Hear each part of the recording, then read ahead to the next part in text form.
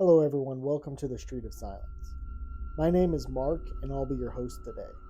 Our channel explores the unknown and looks at a variety of unexplained topics such as UFOs, ghosts, cryptids, and other mysterious phenomena. Today, we're going to be discussing the Hopkinsville Goblin Case, or sometimes referred to as the Kelly Hopkinsville Encounter. This strange event occurred in Christian County, Kentucky, and it's become one of the most famous UFO reports of all time. On the evening of August 21st, 1955, the Suttons, a large farm family, frantically ran to the Hopkinsville police station in southwestern Kentucky. Based on reports given to the police, at about 7 p.m. on a hot Sunday night, the Sutton family friend named Billy Ray Taylor was fetching water from the backyard when he saw a silvery object he described as real bright with an exhaust all the colors of the rainbow. The object came silently toward the house, passed over the house, stopped in the air, and then dropped straight to the ground. Taylor, who was 21, and his 18-year-old wife had come from Pennsylvania to visit their friend Lucky Sutton. At first, the Suttons didn't take Billy Ray seriously, laughing off his UFO account. Billy Ray and Lucky had a history of playing pranks on one another. After some time, though, the group realized Billy Ray was truly worried, and the family speculated that he had seen a medium. About an hour later, the family's dog began barking. Lucky and Billy Ray went to the back door and saw a strange glow. Within this glow, they saw a small humanoid creature. The alien was about 3.5 feet tall, had an oversized head, almost perfectly round, with arms extending almost to the ground, and large eyes that glowed with a yellowish light. Terrified, the two men grabbed a 20-gauge shotgun and a 22 rifle and fired at the little green men as it started walking towards the door. They reported that it then flipped once the shots were fired and fled into the darkness. Soon the men saw a similar alien appear in a side window. They fired through the window screen, still unable to hit it. The little green man again flipped and then disappeared. The next few hours, the group reported that they would fire shots as somewhere between 10 to 15 creatures kept peeking through the windows. Things then really escalated when Billy Ray Taylor would go outside under the small overhanging roof, and his family behind him would see a claw-like hand reach down and touch his hair. As this occurred, everyone screamed, and Taylor was pulled back inside. Lucky Sutton then stepped out and fired rounds at the creature. Lucky then also shot at an alien he spotted at a nearby tree. The creature floated to the ground and then ran into the woods. After these events, the Suttons and their friends moved inside and spent a few hours watching for the aliens. Mostly they heard scratches on the roof, and after much deliberation, at 11 p.m., the decision was made to run for the cars and get to the Hopkinsville police station. The group fled and speeded the entire way there.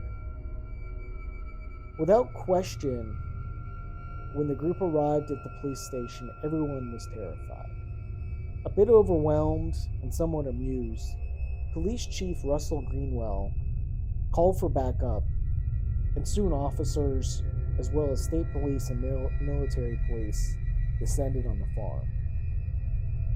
They found no evidence of the visitors, and also couldn't make sense of the event. One officer did spot something glowing in the trees, but after searching the area, nothing was found. Neighbors would state that they saw a light in the woods and strange activity, but thought it was just the Suttons looking for their livestock.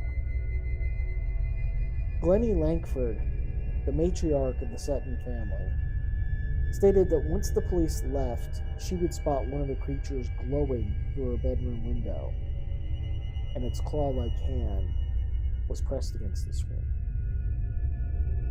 The creatures had returned, and they remained until daybreak. Scared and exhausted, the group would then leave their home at daybreak.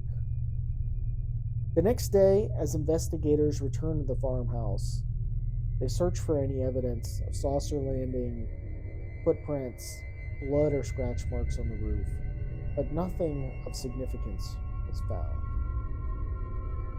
Bud Ledwith, a local radio station employee, interviewed the adult witnesses and made sketches based on their accounts. As the story circulated around town, the story would then take a circus-like turn next. In the next few days, radio stations and newspapers, including the New York Times, would go on to report on the incident. Hundreds of people would descend to the farm. It soon became apparent to the Suttons that many people were there just to ridicule the group. Some claimed the Suttons were ignorant, while others claimed that they were looking to profit. The Suttons tried to discourage people from coming by putting no trespassing signs and even charging admissions, but these proved useless. Since this time, the event has been controversial with many believers and many skeptics. Ufologist Isabel Davis was impressed by their consistent details among the various witnesses' stories. Even though the men were gone all day away from the farmhouse, it would have been almost impossible to coordinate a story like this with the others. Davis acknowledged that there was a lack of physical evidence, but her belief was that the event occurred. Davis pointed out that Miss Langford, the matriarch of the family, was no nonsense, and she hated the limelight and had no reason to lie. None of the witnesses, Davis said, had any history of making up stories like this. To this day, there's no evidence that anyone in the group has changed their story. Ufologist Alan Hendry wrote, "This case is distinguished by its duration and also by the number of witnesses involved." Still, others found the story suspicious. Joe Nickel, a paranormal investigator, reviewed the evidence in an article entitled "Siege of the Little Green Men, the 1955 Kelly, Kentucky incident." In the article, he questioned Billy Taylor's testimony. He says Taylor's UFO sighting coincided with similar reports from that day from other people. He suggests a small meteor was in the vicinity. He goes on to say he believes the group saw great horned owls, which are nocturnal, fly silently, have yellow eyes, and aggressively defend their nests. The Suttons moved away from the property several months after the events occurred. There was a constant fear among the family that the creatures would return one day, and the constant media harassment became too much for them. The story of this terrifying siege by the creatures would become one of the most detailed and baffling accounts of an alien close encounter. It's notable for the large number of witnesses, the length of the encounter, and the close proximity between the witnesses and the aliens. Over the years, investigators have pointed out just how similar and how consistent the story has remained. This event has inspired much of UFO culture today. The term "little green men" was coined after this strange occurrence. Prior to this event, aliens were called just little men. It's been nearly 70 years since this event occurred, and it shares many themes in common with other alien cases. No physical evidence. Still, the large number of witnesses and the genuine fear displayed by the group, which many officers attested to, it raises all sorts of questions. For example, why would they make this story up? Another question is, how would they get 12 witnesses to tell the same story and stay consistent over the years? Also, another question is, surely if someone was trying to play a prank, the gunfire would have scared them off.